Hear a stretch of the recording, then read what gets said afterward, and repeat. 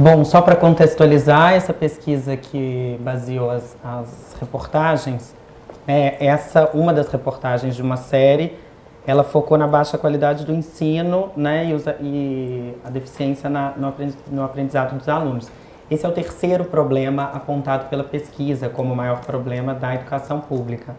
O segundo foi apontado como os professores desmotivados e o primeiro foi a falta de segurança e as drogas nas escolas. Bom, para a gente abrir aqui a discussão, o debate, o Eric Luiz já tuitou aqui perguntando se vocês acreditam que a educação é a base da sociedade, assim, de qualquer sociedade.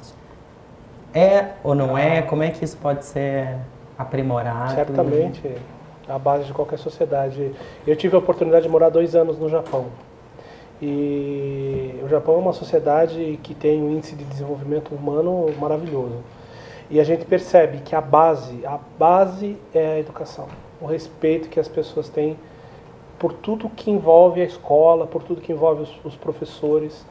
E toda a orientação social, ela é feita através dos fundamentos que as pessoas aprendem na escola. É interessante estar falando que as pesquisas também atuais no Brasil, do PNUD, ontem saiu uma sobre valores e tal, também está apontando que entre nós, a população, já existe uma consciência de que a educação é o principal valor que a gente tem que ter e passar para os filhos, né? Exatamente, entendendo a educação até num aspecto amplo, né, de formação de valores, de atitudes, de habilidades, de competências. Então acho que tem uma coisa de se inserir, né, no mercado de trabalho, mas também na convivência, habilidades sociais, e daí não está só relegado à escola, né, bem mais ampla do que isso. Eu acho que nós estamos vivendo um momento decisivo no caminhar da educação, porque nunca se ouviu falar tanto em educação, né? Então, vai muito além do que o gestor da escola, né, da secretaria do município, do Ministério da Educação, que a gente vê que tem empresas, né, destinando uma parte dos seus investimentos em projetos educacionais, ONGs, né, se formando. Quer dizer, colaboração de todos os lados. Os pais estão mais atuantes perante a escola do seu filho, né? Então, eu acho que essa junção de forças está... Agora, eu queria só voltar um pouquinho, né, que 2 pontos, talvez, assim, de pensar que a educação é fundamental, uma sua educadora trabalha com isso, eu acho que é o eixo, né, de toda a sociedade, mas a gente tem que pensar que nenhuma sociedade vai se desenvolver sem educação, mas a educação sozinha também não dá conta de toda uma questão muito grave no Brasil, que é a questão da desigualdade social. E aí eu só queria entrar, e a educação não vai resolver sozinha. Sem a educação, nós não vamos superar essa questão, mas sozinho também não. Então, articulação, né, de políticas sociais e políticas de trabalho e renda. Eu só vou emendar rapidinho com o vídeo, porque acho que o vídeo mostra essa questão da desigualdade, né? Por isso que eu trouxe isso. E se a gente se debruçar para analisar os dados do IDEB, né, que saíram agora em relação a 2009, nós vamos ver, e o vídeo mostra isso que eu acho bastante interessante, que nós temos graves problemas no Brasil todo, mas eu acho que estão muito concentrados os principais desafios nas grandes metrópoles, então São Paulo apareceu no vídeo, e nos pequenos municípios pobres, não todos os pequenos municípios. Porque os municípios do estado de São Paulo, por exemplo, se saíram muito bem no IDEB de forma geral, pequenos municípios, mas os municípios pobres. Então, aí nós temos as questões tanto de desigualdade social, vamos pensar numa cidade como São Paulo, como das desigualdades regionais, né? Eu conheço um pouco o Brasil, conheço a região norte, um pouco centro-oeste, e realmente a diferença é muito grande. Mas eu sou do sul do Brasil, eu sou de Santa Catarina. E eu percebo que em Santa Catarina, por exemplo, no Rio Grande do Sul, mesmo no Paraná, onde eu morei muito tempo e tal, e é um pouco diferente. Quem tem a oportunidade de ver percebe que existem cidades menores e existe um comprometimento um pouco maior da sociedade com a educação. Então os valores da educação, eles ainda são mantidos com um pouco mais de respeito pelas Aí pessoas. você vai ver também uma relação que é, no caso, você está citando Santa Catarina, se a gente pegar a Amazônia, né?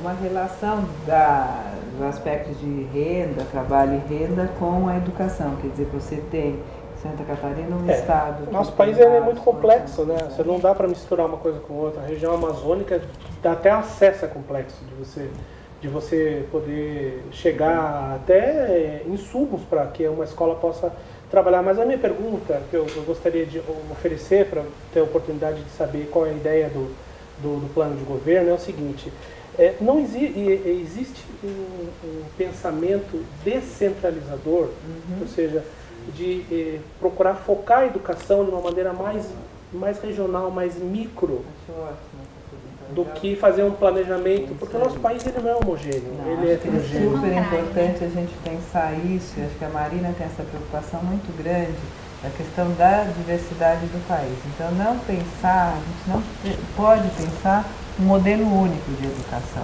Então, quando a gente está pensando nos povos da Amazônia, né, que são os povos tradicionais, toda a questão das diferenças, questão das águas, então ela fala dos biomas e todas as diferenças que isso traz, né, não é uma questão aleatória ou marginal, né, é uma questão central aí.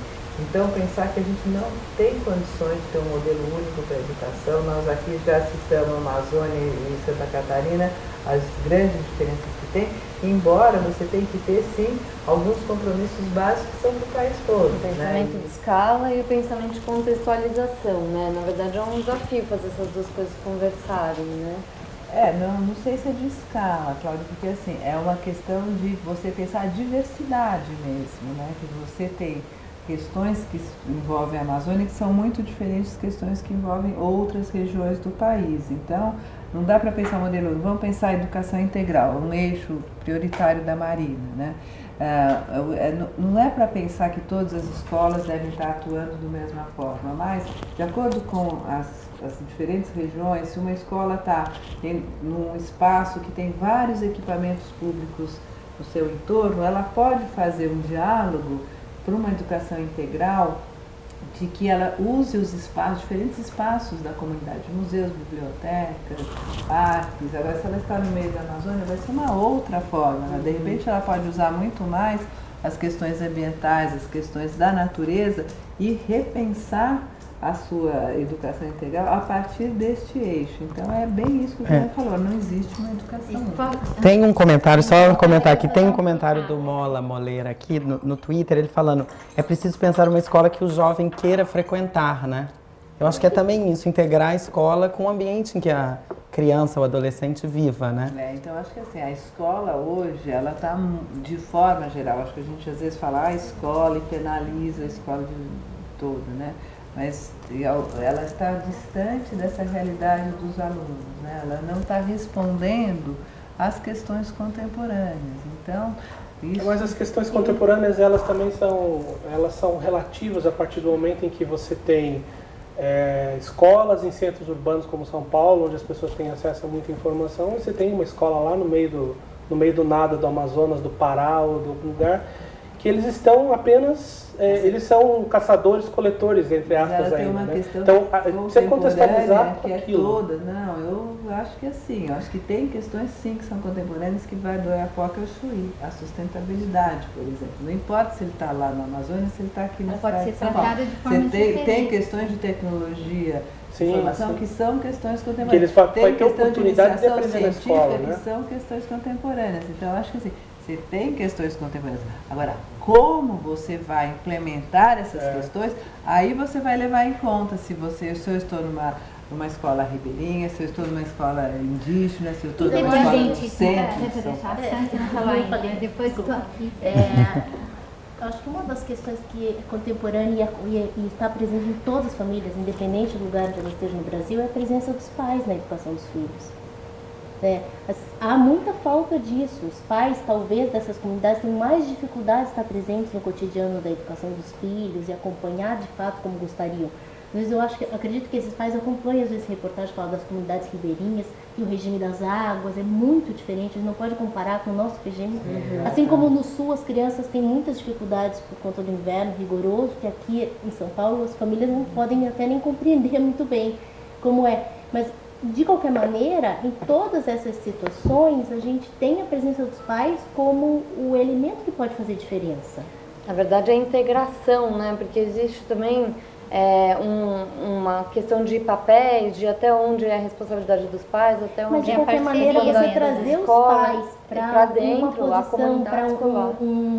Um lugar mais ativo na educação dos filhos é sempre Ele bom, aprende não vai invadir a caminhar escola. junto, Essa presença é positiva e ela é universal, aí ela não vai fazer o que eu acho que tem regional. aparecido, né, também em muitas pesquisas é que muitos pais, especialmente dos que estão lidando nas áreas mais vulneráveis, né, eles tiveram uma escola que é muito mais precária do que é hoje, embora essa escola hoje não está respondendo à qualidade necessária. Então, por isso uma dificuldade desses pais de conseguirem pressionar por uma educação de maior qualidade, porque o que os filhos estão tendo não é bom, mas já é melhor do que ele teve, em linha geral. Então, acho que a escola tem um papel, aí vamos no momento que a gente está conversando, de poder também buscar capacitar esses pais, né? Abrir a escola, capacitar esses pais, mostrar como é que funciona a escola, o que é importante, como é que os pais podem estar acompanhando o desenvolvimento dos seus filhos, o que é esperado,